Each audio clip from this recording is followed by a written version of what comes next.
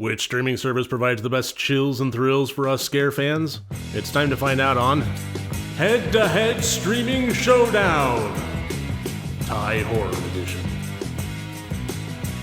So what I've done is I've taken 4 movies at random, one each from the following services: Netflix, Shudder, Amazon Prime, and Tubi. And I'm going to be giving them little mini reviews. What I want to find out is if you are just picking a movie at random that you've never heard of, and that was one of my criteria, is I never have seen it, I have never heard of it. If I was just picking this at random without knowing anything about it, and certainly not knowing whether or not it was good and rotted, which, let's be honest, is a pretty foolish thing to do. And we're going to see how they stack up. Is the library that is captured in these streaming services cultivated and cared for well enough that the movies that are picked at random going to be of any quality? Let's find out. Up first, we put Shudder's feet to the fire with the 2019 movie, The Pool. In this film, a young man gets trapped in an ever-emptying large swimming pool until he's basically trapped and can't get out. One thing just continually goes wrong after another until finally he's forced into a life and death situation with a crocodile who also manages to make it in there with him. Will he get out of the pool? Will he survive the crocodile attack? What will become of him? Well, that's the nature of the movie. And I have to say that this was actually surprisingly pretty good, although it was... there were elements of this that were cautionary, let's just say. First of all, any segment that involved the crocodile, especially interacting with the human, was just laughably bad CG. And that was how the movie pretty much started out. It started out with in the midst of things, and then, 1 week prior kind of thing, and then kind of laying the groundwork from there. So it already started out with seeing the crocodile interact with the human, and it wasn't sci-fi original bad, but it was pretty fucking bad. So just kind of bear that in mind. When it's off on its own in the corner of the pool, it actually doesn't look terrible, but it definitely doesn't look great. But even so, the story actually managed to remain mostly engaging, I will say. My major note on this one, and it's not a complaint, I want to make sure that that's clear, it's not really a complaint. It had me slapping my forehead plenty of times, but it actually managed to avoid being slapsticky, humorous bad. Was just how often things went wrong for this young man. It was just a series of dominoes falling. If something could go wrong, by God, it would. If he had a plan, it would go wrong. It was one thing after another, and it was just throughout the entirety of the movie. Oh my God. So it was a little bit painful to watch in that regard, but it did keep the story moving along. And for a fairly simple concept, I thought it worked remarkably well. Now, I will say something here that I ordinarily would never do. I have gotten complaints about not actually saying things like this before. Typically, if something happens to a pet in a horror film, I don't know. I kind of consider that to be just the price of entry. It's not something that has to be there. I certainly don't look for it to be there. I personally don't like it to be there. But it's nothing that I really object to. When you buy a ticket to a horror film, when you click play on a streaming service, and it's just, you're in for a scary ride, and that can mean the whole gamut of things. It's buyer beware from the get-go on that regard. But in this case, I will say that if you are an animal lover and you have trouble seeing violence or tragedy befall pets, really be careful with this one, because this really made me go, God damn, this was really, really tough. There's one portion of this, and I really don't want to give any spoilers. I'm going to avoid saying anything. But if you've seen The Pool, you know what I'm talking about. But that's exactly my point, is this scene was such that I can say safely, if you've seen this movie, you know what I'm talking about, because damn. So beware. If you have trouble watching anything happen to pets in horror films, just word of caution, grain of salt with this one.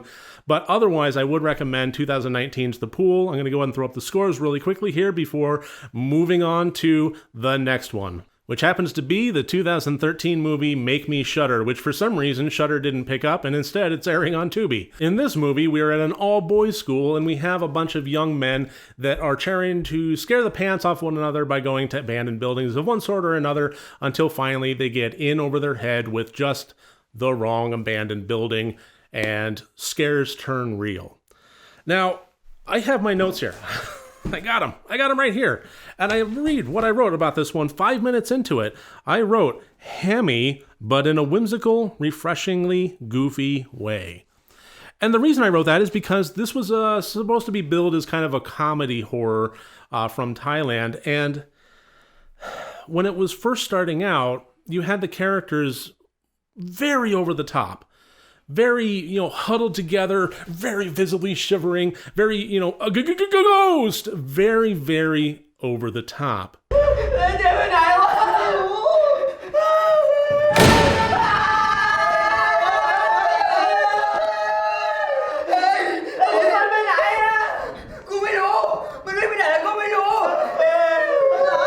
And I thought it was refreshing. You don't often see things like that anymore. I thought it was cute. At least a interesting way to kind of start a movie. I thought, fine. That was the entirety of the fucking movie for an hour and a half. That was the only joke this comedy horror told. And after this 5 minutes, I was just destroyed by it. Like, not in a good way. It was exhausting. That was the entirety of everything. No character in this movie ever toned it the fuck down. No other jokes were told. No other humor styles were ever brought to the screen. This was all just huddled together, shivering, jumping at every single damn shadow, and having that attitude. And that was just miserable. I really don't have any other way to say it. Some of the storyline was good. The things that were actually happening with the ghosts and so forth, nothing really groundbreakingly new, but fairly well done, I would say. The buildings itself, the technicals on this one get remarkably high score. I'll go and throw them up here. But as well as it was shot, as beautiful as it was in places, and as interesting of the twist that the characters went on, the core element of this movie was that one humorous aspect, and I just couldn't get around it. It wasn't funny. It was hammy but whimsical for the first 5 minutes, but that was it, and it wore thin fast. Third on the list is the 2008 movie from Amazon Prime, The Coffin. In this film, we have a series of characters undergoing a religious ritual of sorts where a religious leader would place them in a coffin, seal the lid, not bury them, but undergo rites, and it was their attempt to get as close to death as possible without dying in an effort to fulfill a wish or commune. And, of course, things don't go entirely right. This has shades of Flatliners written all over it. There really wasn't a whole lot original here, but I will say that some elements of it worked, most of it didn't, and the reason for that is how fractured it was. And before I get into that, well, I'm actually not going to get into that. And you know what? I'm also not going to score this movie, and I'm going to explain why. This movie did seem fractured to me, and I honestly don't know if it was Amazon Prime or not. Here's what wound up happening is, despite the fact that this is a Thai horror movie set in Thailand with Thai actors, this was in the English language. This is perhaps as close as anyone can get to death. I'm lying in a coffin. A funeral is being performed on me, but I am not dead. Except when it wasn't. And that was probably, it wasn't the bulk of it. It was probably just a small percentage, 5-6% or so of the movie was in other languages than English. But when that happened, the subtitles that came up on Amazon Prime only said foreign language being spoken. Or you get the gist, something along those lines. คุณครับคนไข้ห้องนี้หายไปไหนครับ เราย้ายเธอไปห้อง 406 อะค่ะ เธอเพิ่งฟื้นเมื่อวานนี้เองค่ะ And it wasn't just a throwaway line where you can pick up what they were, saying through context and inflection and other characters' reaction and so forth. It was full back and forth dialogue scenes between a patient and a doctor as they're trying to talk and as they're trying to figure out this mystery of what's going on after this ritual and this rite, where they're trying to discuss things. And I am completely lost. Now, the way that the time set in this movie with scenes going back and forth in present and future and past tense and so forth, I have a feeling it probably wouldn't have made much difference. But as it was, Amazon Prime did such a shitty job with the subtitles and with getting all the technical elements of this movie in play for its streaming service that I can't fault the movie. I can't say with absolute certainty that if I had those subtitles, the movie couldn't have worked. I don't know. And as such, I feel bad. I cannot score a movie where I have that unknown looming over its head. I would feel bad. I would not be able to sleep at night. I would look at this movie and think that I treated it potentially unfairly. So as it is, I'm going to say that I'm not going to score this movie. I'm not going to review it beyond what I've already said here, and I'm going to disqualify Amazon Prime from this listing. This is automatically not the movie, but the streaming service, which is what's being really judged here. That is the loser in this round.